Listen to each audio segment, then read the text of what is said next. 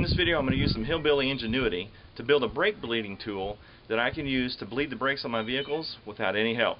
All I need is a soda bottle and some vinyl tubing.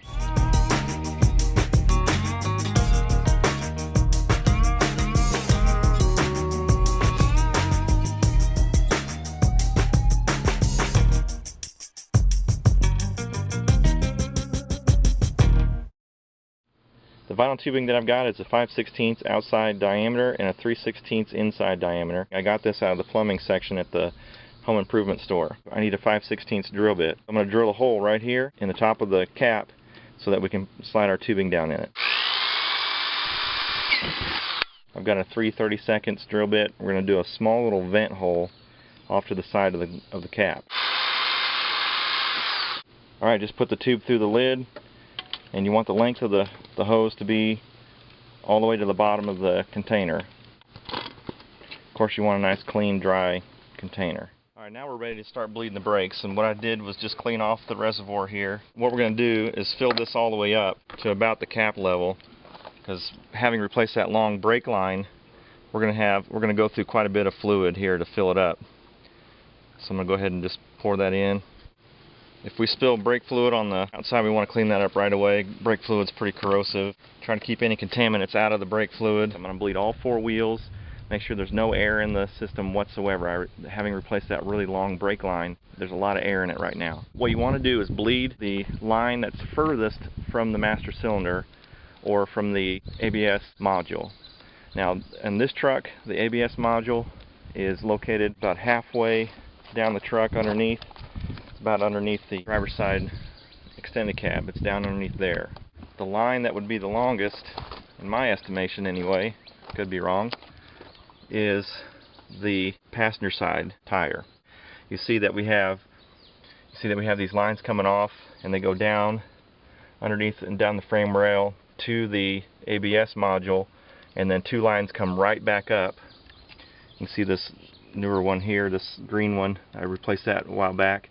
Goes right into the wheel right here for the driver's side wheel, and then the other line, you can see it coming down here, goes down to the front, crosses over, and goes over to the passenger side. So I'm going to bleed this tire first, and then I think the next longest would be the driver's side here, so I'll bleed that one next, and then passenger side rear, driver's side rear. So I'll bleed in that pattern. I've got the hose underneath .3 brake fluid here.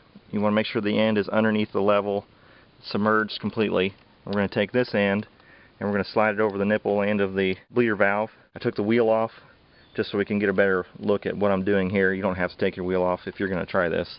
And I've got a 10mm box end wrench here. I'm going to go ahead and slide that on. Then I'm going to take the end of my hose here and put it over the top of the bleeder valve. Alright, just loosening the bleeder valve a little bit. You can see the brake fluid starting to come out. I'm going to go into the truck. I'm going to pump the brakes. I'm going to make sure that it's nothing but a solid stream of fluid. I don't want any bubbles in this line. Any of the air that gets pushed out, as you can see, it's already pushing air out that's what was in the tube. The air gets pushed out, the fluid stays in, and with the air coming out, that vent hole there will kind of help keep the bottle from getting pressurized. So now I'll pump the brakes until I get a nice solid stream of fluid. I'm going to keep an eye on my master cylinder here.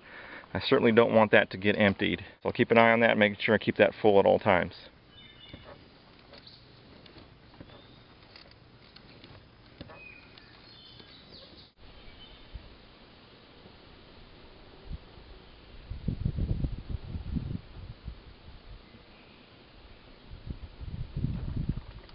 Alright, I've pushed the brakes about 7 or 8 times and there's no air coming out. So I'm going to go ahead and tighten this down. And then carefully I'm going to pinch this off and pull quickly so that I don't lose brake fluid all over the driveway. There we go. Okay, now it's on to the driver's side front. You know, you can do this without taking your wheel off. I like to keep the hose above the bleeder valve. That way it goes up and down into the bottle. See the hose there. I'm going to go ahead and get in the truck and push the brakes.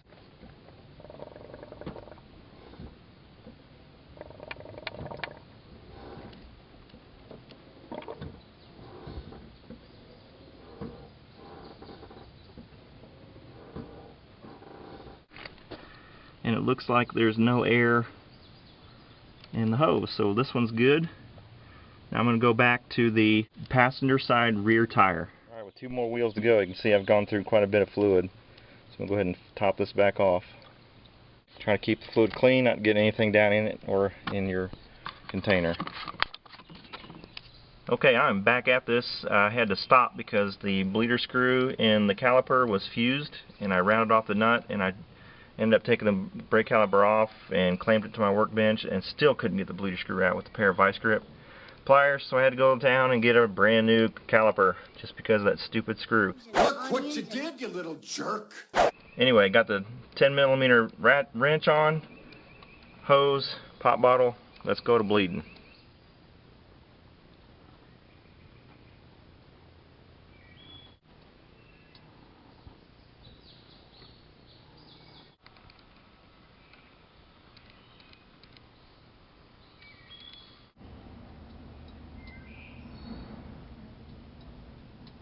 Alright, this one doesn't have any more air in it, so this one's good. We'll move on to the next wheel.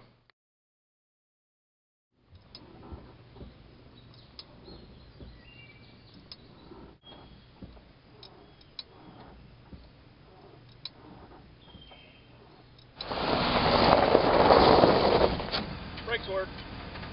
Well, it was easy as that. A simple soda pop bottle and some tubing from the hardware store, and I was able to bleed my brakes all by myself. Hopefully you found this video helpful. Remember, if Plan A fails, you've got 25 letters left. Thanks for watching. God bless.